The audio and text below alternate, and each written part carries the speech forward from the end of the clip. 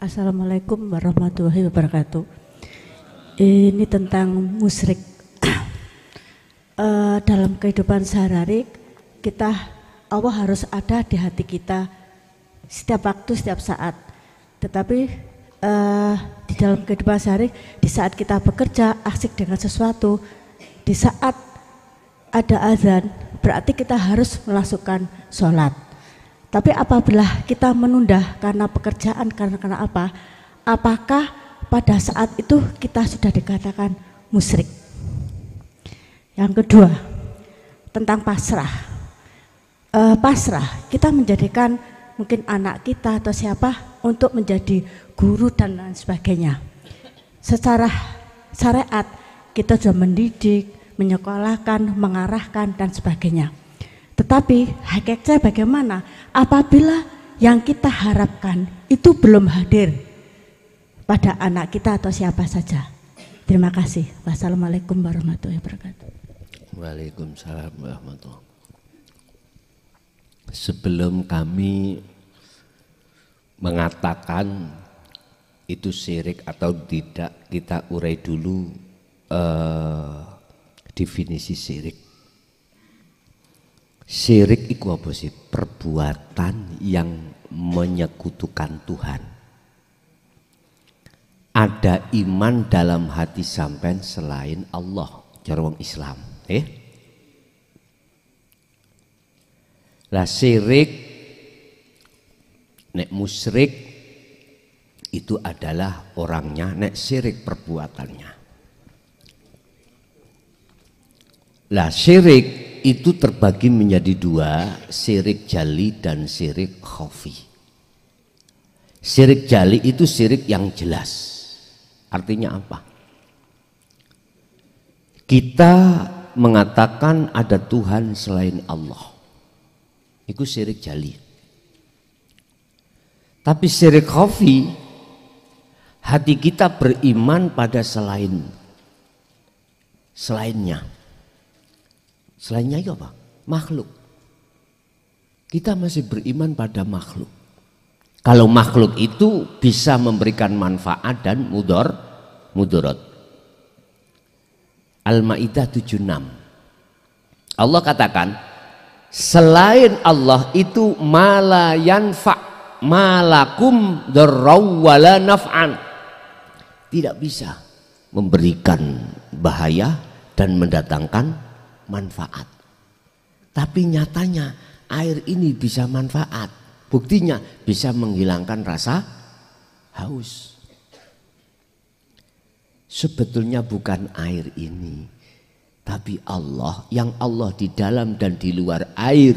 Ala innahu bikulli syai'in muhit. Sesungguhnya, ingatlah, sesungguhnya Allah itu di dalam dan di luar alias melimputi.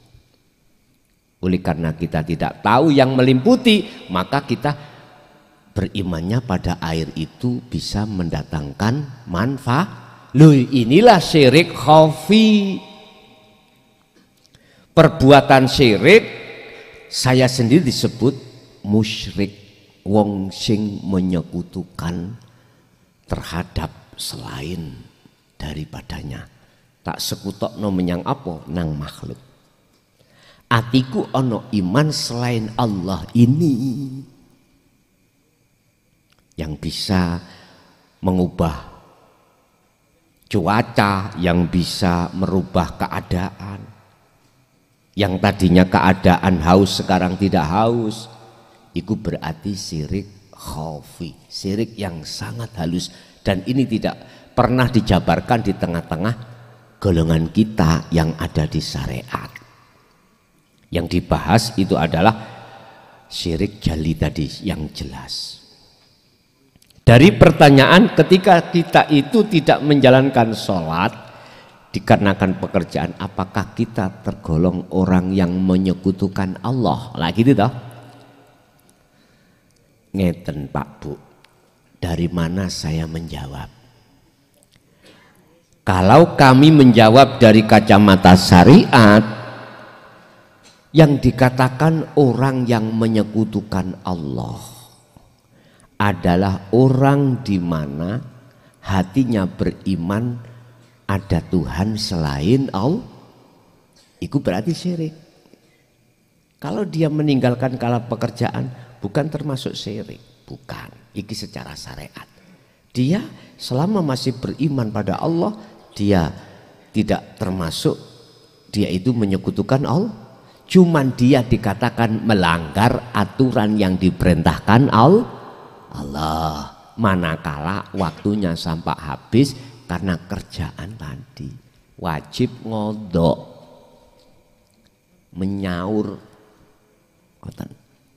Tapi dalam hatinya masih beriman hanya pada Allah. Cuman belum kenal Allah. Nah, tapi kalau disikapi dari sisi hakikat, dia masih beriman pada selain, beriman pada makhluk, contohnya saya pada air, maka saya syirik. Bah saya ngelakoni secara syariat sholati atau tidak, tetap ruhaniahku itu dikatakan golongan musyrik. Coba sampean buka di dalam surah Al-An'am ayat 79. Ini sering sampean baca ketika sampean sholat. Inni wajjahtu wajhiya lilladzi fataras samawati wal arda hanifa wa ma ana minal musyrikin. Wa ma ana minal musyrikin ini artinya dan saya sudah tidak lagi golongan orang yang menyekutukan Allah. Ini letaknya di mana?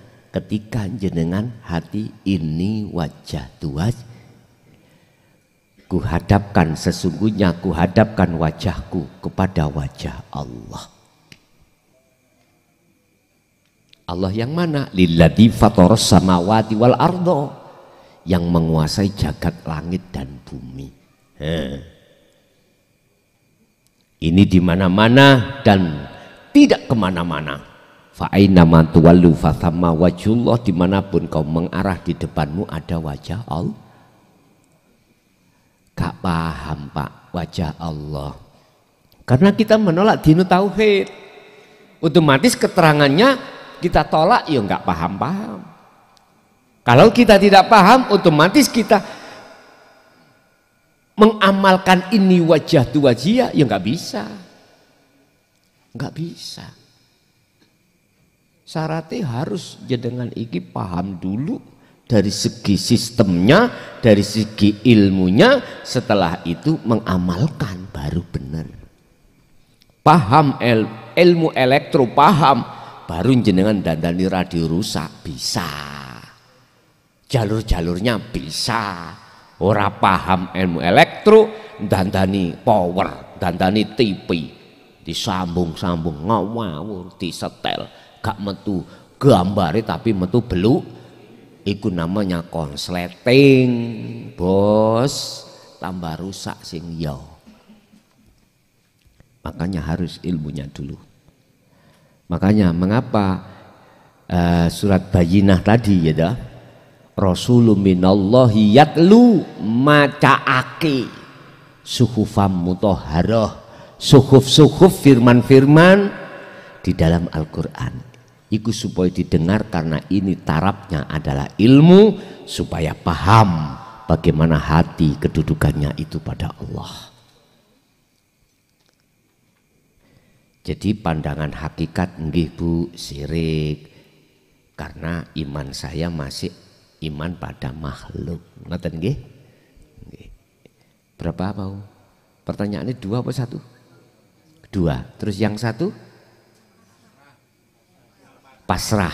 Nah, nggih. Wa minan nasi may yaqulu amanna billahi wa bil yaumil akhir wa ma hum bimumin. Ada seseorang yang pasrah itu mung omongan doang, hanya ngomong. Cak, nandur apa pari? Duwe akeh, iya, iki kabeh titipan. Kabeh wae Gusti Allah kok, Pak. Nandur padi, oke. Siapa Pak? Cak, siapa yang menumbuhkan padi? Allah. Aku iso imung sedang ikhtiar nandur sing nyukulno kabeh Gusti Allah. Sampah api. Ketika saat mau kita panen 3 hari sebelumnya, dintek nih tikus, cak sing ngentekno siapa cak? Hati ngomong Allah mboten saged wis. Karena posisi rugi. Coba kalau itu nanti wapi, nyun sewu ya, wapi hasilnya banyak, siapa? Allah. Ya iki barokah. Lah ngoten nggih. Tapi nek rugi mesti ngomong tikus kayak ngono. Wis. Padahal kabeh perkara apa wae iku sing nglakokne Gusti. Jenengan wau lho Pak Bu, mriki nek gak dimrikino Gusti Allah besok mriki dhewe. Mbok ya sik ojo sing enak-enak tok, sing gak enak ya dibahas. Lah ngoten to?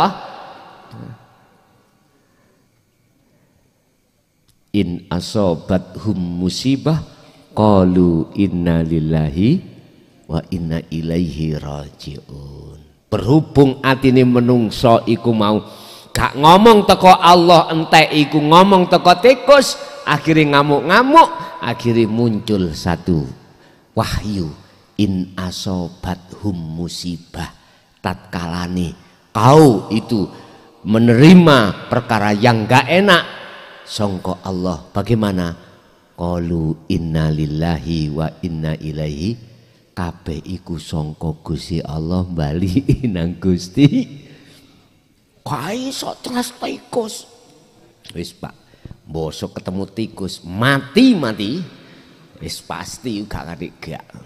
Karena imane ning tikus. Jadi Bu, pasrah itu ada pasrah hanya ucapan tapi hatinya belum bisa, karena belum kenal sejatine Gusti Allah. Padahal pasrah itu dikatakan benar, awalnya harus ada pertemuan dulu. Jenengan kalih Gusti wa anibu, dan baliyo sira temuono sira ila rabbikum maring pangeranmu. Setelah itu wa aslimu, baru jenengan bisa dikatakan pasrah dengan benar. Wa minan nasi, tapi sebagian banyak manusia mengatakan amantu billahi wa bil yaumil akhir, beriman pada Allah dan pasrah pada Allah. Wa ma hum bimu'minin, sesungguhnya mereka itu tidak beriman. Etok. Akhirnya itulah disebut sebagai munafik.